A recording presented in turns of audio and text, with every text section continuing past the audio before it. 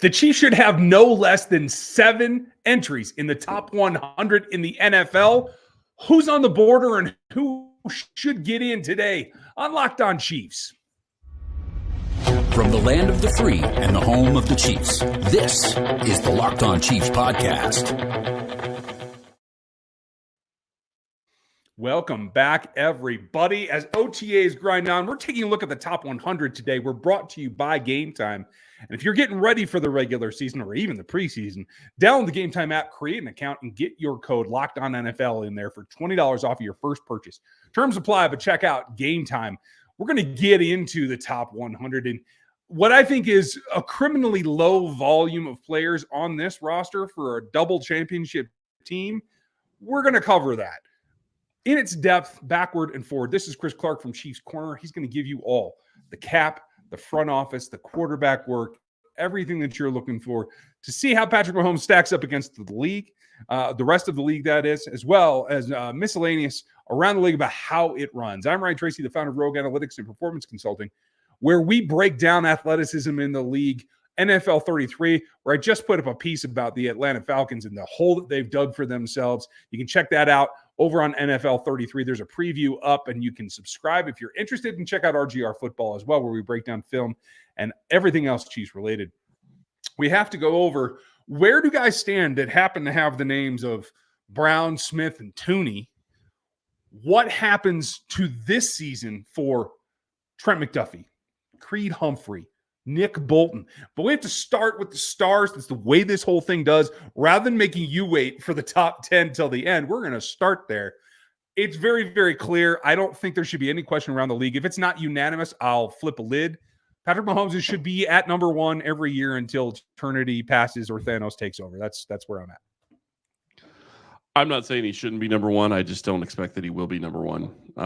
It's just seems to be the way it goes. He could be number one. Wouldn't shock me, I guess, but it would kind of surprise me a little bit if he was, just because I do think that teams are expecting, or players are expecting to challenge the Chiefs and make him take a step back. So we'll see. And you have to remember, these top 100 are who's going to be a top 100 player for this next season. So that's another reason why I think he's probably not going to be number one.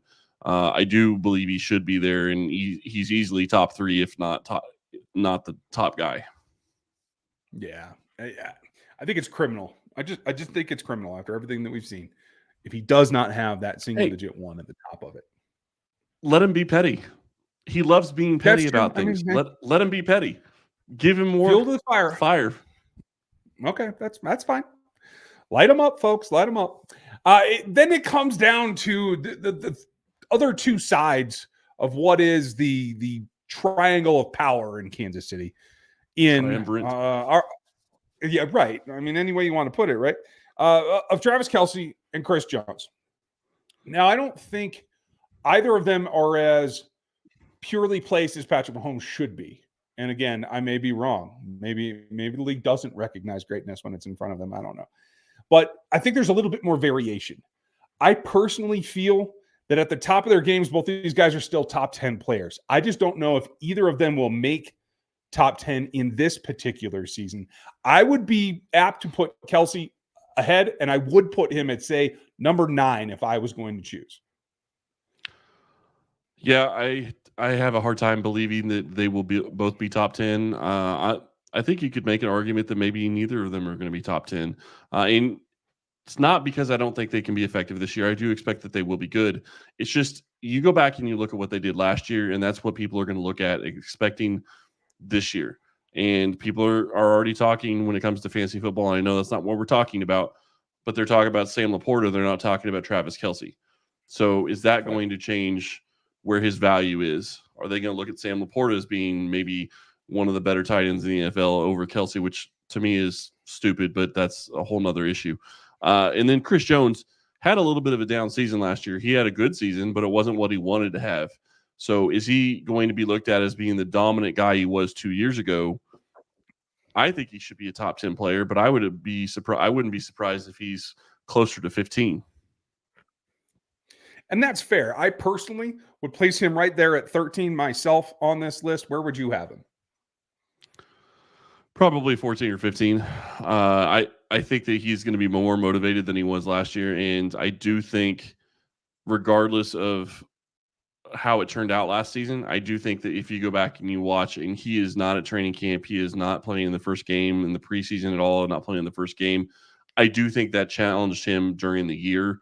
Maybe it made him fresher towards the end of the year, but I think it's made him start a little bit slower than he probably would have otherwise. I agree with the same thing for Travis Kelce as well. Like, if they can get through this preseason, off season, and honestly, straight up till kickoff of week 1, because Travis was hurt very, very late. What was it, the second walkthrough of the week in week 1? So, like, you made it all the way through camp. If they can just avoid these things that keep their stars out week 1, I agree. I think they'll get off to a better start. I think they will earn the coveted area, and I think they will both be top 10 in terms of performance. I just don't think they'll be rated there preseason because this has already been voted on by the players, and we're just giving you our takes on where we think they're going to land, where we think they should land, deserve to land, to be honest. But there's a lot that goes into it, and so will they actually outperform what they're ranked? I'm betting all 3 of them will. That's not necessarily the case for the rest of the guys on this roster, which I still feel, and we'll talk about later, is the total volume of players that deserve to be on this list for a double championship team is actually lower than I think anyone else expects. So where are Trent McDuffie and Creed Humphrey and Nick Bolton? That's coming up next here on the Locked On Podcast Network. Playoffs are in the air, both in the NBA and the NHL, but the NBA is starting to really get fired up. If you want to get in all the action, there is a way that you can play a bigger role. All these events come down to getting the right spot in the right venue at the right time. You can browse all the upcoming NBA playoff and finals games and the high-profile events that you're looking for right on the Gametime app. You can be specific about where you want to sit. You can take a look before you even have to make a purchase, and you can get last-minute ticket deals all the time, up to 60% off of sports, concerts, comedy, theater, anything that you're looking for. It's all in pricing, no surprises, and you can look at that seat before you even consider pressing the button. It's all at Gametime. You want to take the guesswork out of buying NBA Finals tickets or any playoff or any event, you can do it at the Gametime app by downloading the app, creating your account, and using our code LOCKEDONNFL. It's going to get you $20 off of your first purchase. Terms do apply, but all you have to do is create an account, use our code LOCKEDONNFL, and you're going to get $20 off of your first purchase. It's at Gametime. It's last-minute tickets, it's lowest prices, and it's guaranteed. The other guarantee is that you can get all the sports information you want on the Locked On Sports Today feed here on YouTube or on Amazon Fire TV. That's Locked On Sports Today for everything, 24/7, late night, early morning, or whatever you're looking for. What I'm looking for is more respect for this particular team. And there are 3 players that I think should be very comfortably within the top 100. Now, I think I'm a little higher on one of them in terms of what I think the relative value is. But who would you have the next person on this list that is a Kansas City Chief currently? As much as I like Creed, I think I have to go McDuffie. I do think that his positional value and the ability to take away a player on the field is huge. And I think Creed Humphrey is probably the best center in the NFL. But I will say this: if you go back and watch the NFL draft, you don't see centers and guards taken very early, and that's part of the reason why I don't think you'll see a Creed Humphrey go high, or a Tooney or a Smith, which we'll talk about in a little bit, go higher than they probably should. But I do think McDuffie, with positional value and his ability to take away half of the side of the field this season, I think is going to put him a lot higher than some of his other teammates. I have to agree with you. I personally feel that Trent McDuffie is a top 32 player. I don't think it's very close at all. Personally, I would have him right about 28 in this league. Now, that's partially because last year's performance was a clean step up from the previous season. Now, if he does that again, even if he only gets 5% increase out of his particular jump this year, and by that I mean decreasing the rate of reception, taking the ball away more, and it's all relative what you've done before. If he can do that again, I think he has a chance to be a top 15 player next season as well. But I would definitely put him the highest of the next group of Chiefs. Yeah, I would too. And then I think I would have to say Creed. Basically, he has not missed a game since he has been in Kansas City, other than maybe one of those games that they had most of the starters sit out. And I think he still played, but didn't play his normal position. So to me, I think Creed Humphrey is easily a top 50 player, maybe even higher than that. He is just so good at his position, and he just completely eliminates usually the person that's in front of him. And not only that, but he is in charge of getting all the calls on the line right. He's in charge of making sure Mahomes stays healthy and stays upright from a protection standpoint, and he does a great job of that. And while there will be people that say that he needs to work on his snapping because that became an issue in the playoffs, I do think that that's something that he'll get taken care of. Yeah, you can hear those echoes right now, right? There was an injury involved that was undisclosed, and we understand that. I agree. I have him right at that like 49 mark on my list, and I think he is deserving of that, particularly when you think about the fact that back-to-back seasons, he hasn't missed a beat since he came into the league.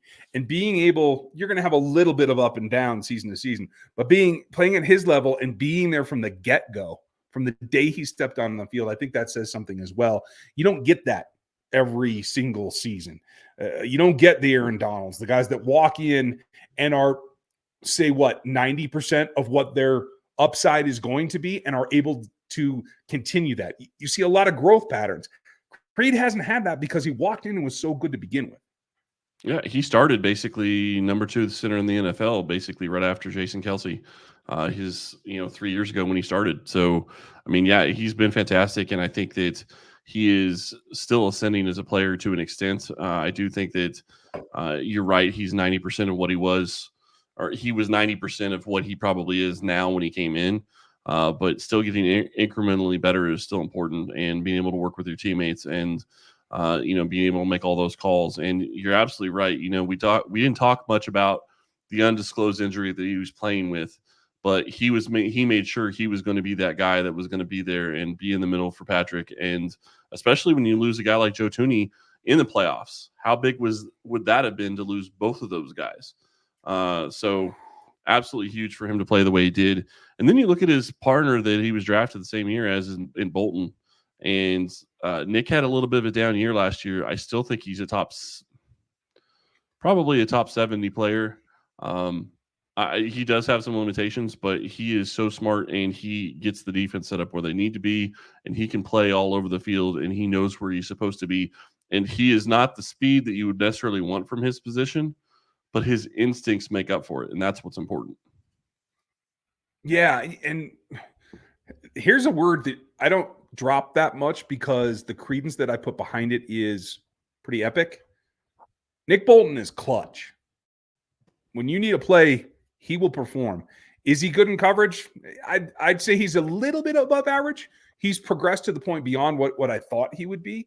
But when you look at overall grades, if you happen to be somebody who likes PFF and their grades there, even in a diminished role, he graded out below 2 of his teammates at the position. Wasn't quite on par last season with what we'd come to expect. Now, I think this is a resurgence. A lot of these players that we're talking about right now, both Creed and Nick Bolton, are in what is effectively contract years.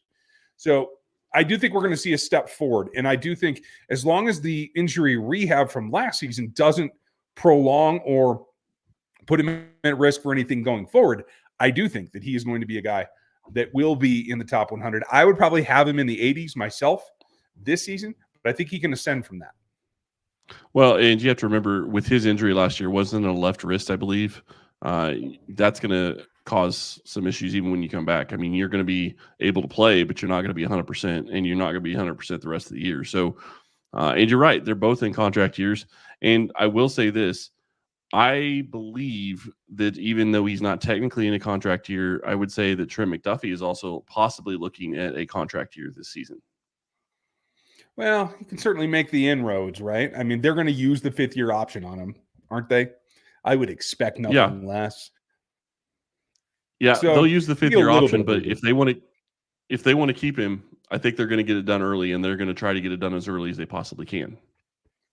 I hope so. I would like to see that trend get make a comeback here on this roster. But who's either right on the borderline or just looking into it? There are several other players that we could see the Chiefs get into the top 100. And then there's a couple of long shots that I think deserve more credit than they're getting. We're coming back with those right after this on the Locked On Podcast Network.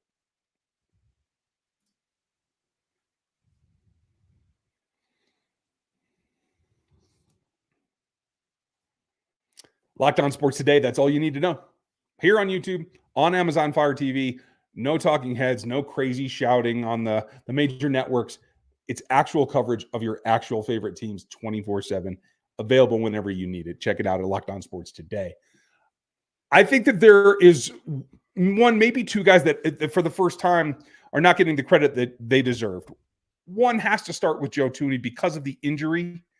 I don't know that he's going to make this top 100. I personally would have him in and around the same area as Nick Bolton in the 80s, knowing that at his age that injury is significant. So I've downgraded him quite a bit. Last year I had him in the 50s. So that's an age characteristic, not a performance characteristic. Where would you put Joe Thuney right now? Yeah, I think 80s is probably about right. I think you still look at what he's able to do on the field and how he does it on the field. He is just so clean. He's a technician. He is going to always be a guy that's going to help both of the guys next to him, regardless of, how much experience they have. And I do think that could play a huge role in who maybe is going to be the left tackle for the Chiefs this year, which we're still waiting to find out. They're going to be having a battle for the next couple of weeks in OTAs and in training camp. But Thuney, I think, plays a huge role in how that plays out to an extent, because how he is able to relate to and be on the same page as the guy that's going to be next to him at the left tackle position is going to be a huge deal, and that can play into who's going to win that role. It definitely can. Then comes his line mate, his opposite on the right-hand side. I think Trey Smith is going to play, as every contract year guy should, up and above where his actual value is. And it's only fed more by the fact that the guard market is exponentially inflated right now. I won't say overinflated, because good guard play is good to have if you're a quarterback. So I'm not going to say it's overinflated. But I do expect him to play in that range. I think he could sneak into the top 100, but I would put him there even if the league won't. Yeah, and I think that you're right. I think that it's possible he could sneak in.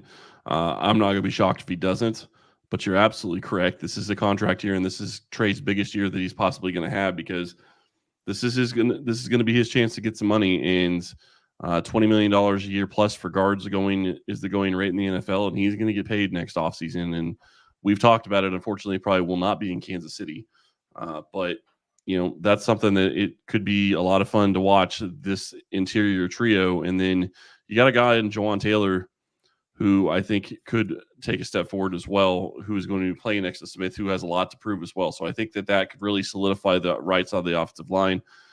But you look at a guy like Brown, and Hollywood Brown, and he's with Kansas City now. He's with Patrick Mahomes. He's going to have Travis Kelce, who's really the number one target.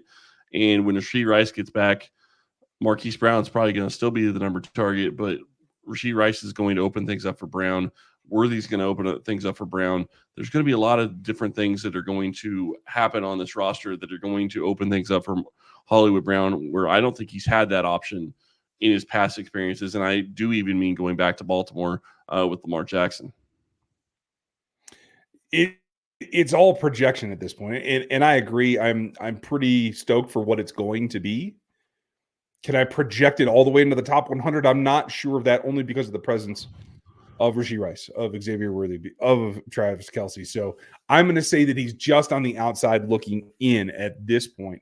But nothing would surprise me more than if he doesn't become the go-to target outside of Travis Kelce, especially early in the season, depending on the situation with Rashee Rice. And that brings me to probably the most controversial guy that I believe should be in the top 100. And I don't think it's particularly a grudge against the team winning. I mean, we're talking about if these 9 players that we've talked about so far and this guy were to make it, we're talking about a tenth of the league would be in Kansas City of this top 100, right? And I think that feels about right for a team that's won back-to-back championships. I don't think he gets enough credit. And it's not that he's a sack monster. It's not that he's overwhelming. It's that he's consistent. And if you were going to ask me who the best overall pass rusher in the league is right now, I'd have it somewhere between Nick Bosa and TJ Watt, right? TJ Watt produced 86 pressures off of 607 pass rush snaps last year. 650 pass rush snaps produced 83 pressures for George Karlaftis. And I think he should be right in there at, say, 97, 98, in a guy that doesn't get home as much, I can admit that, but is consistently pressuring the quarterback opposite Chris Jones and has to be that two of a 1-2 punch. And how crazy is it to look at this draft class over the past couple of seasons where you have McDuffie and Karlaftis taken in the same draft class? We're talking about them both possibly being top 100 players. And I don't disagree with you. Karlaftis is very good. I don't know that he gets there because there are so many different players that I don't think are going to give him the props for what he really deserves. Because you're right, he doesn't have the monster sack numbers, but he does have the pressure. He is consistent. He is getting better. And I think he's going to be even better this year. And that's something exciting to see. But then you go back and you look the draft before, you have Creed and Bolton in the same draft too. And Smith. I mean, those two drafts have a lot of players that could be in the NFL top 100 for Kansas City. And obviously you have, Mahomes, Kelce, and Jones who've been here forever. But, some of these guys, Brett Veach has knocked the draft out of the park multiple years running, and this is what is showing that year after year. And that's why the Chiefs are in a position to where I'm not going to say they're going to three-peat. I do think they have a great chance to three-peat. I'm not going to call it right now. But what I will say is if Veach doesn't land these drafts the way he has over the past several seasons, and I think he had another very good one this year, I don't think three-peat is even something that can be talked about. Mahomes is great, but Veach has helped him with the roster that he's put around him. Yeah, you're absolutely right. It is a complete team effort and a team build. And that means that there are some other guys that could sneak into the conversation that we haven't mentioned. Those are the top 10 guys that I feel have a legitimate shot at being in the top 100. Some of them involve a little bit more projection, as we said, but 10 guys out of 100, a tenth of the league on this roster makes sense to me. I could be convinced of another guy or two. Yeah, and there's some guys that could still be coming on over the next several years. One guy that we haven't talked about, and I think that he could have a monster season this year if he's able to play enough, is Rashee Rice. With all that's been added to this team offensively, what is on his plate this year is going to be so much less than it was last year. And he was able to excel with everything that was on his plate last year. I think Rice could have a monster season if he was able to play all 16 games. Obviously, that's probably not, or 17 games. Obviously, that's probably not going to happen. But he's another one that you look at and you're like, okay, well, that's a guy that could step in and be a top 100 player. Probably not in 2020, probably not this year, but definitely next year. And you look at, we talked about Marquise Brown and what he's able to do. What is Worthy going to do, and how is that going to change what Brown and Rice do? What is Wiley going to do that's going to change what Kelce does? And you have all these different players on defense. Tranquil isn't going to get the credit he deserves for what he was able to do last season. And that's not surprising. It's a little disappointing, but it's not surprising. I don't think he cares, though. I think all he really cares about is that ring on his finger. Agreed. The other guy that I think you could convince me if we squinted real hard is I think Justin Reed played demonstrably better in his second season in Kansas City than his first. And if he continues to get that next 5% out of his game, I think he should be in the top 100 conversation. Well, and the big question with Reed is, and I think what made him better last year, and I think what's going to make him even better this year, is they're going to put, to an extent, less on his plate. And what I mean by that is if you look at what they're going to give Brian Cook, if you look at what they're going to give Chamari Connor, if you look at what they're going to give Jaden Hicks, Reed isn't going to have to be the jack of all trades that goes in and does everything.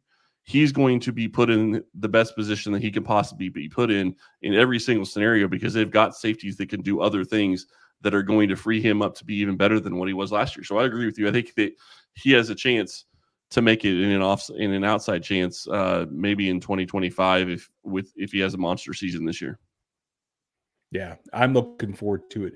Who do you think deserves to be in the top 100? Do you think any of these guys deserve to be definitely different than where we have them? Leave your comments below here on YouTube. Leave them in the reviews on Spotify and Apple Podcasts. Make sure that you like, sub, hit the bell here on this channel and on the Locked On Sports Today feed. And you can do that right now.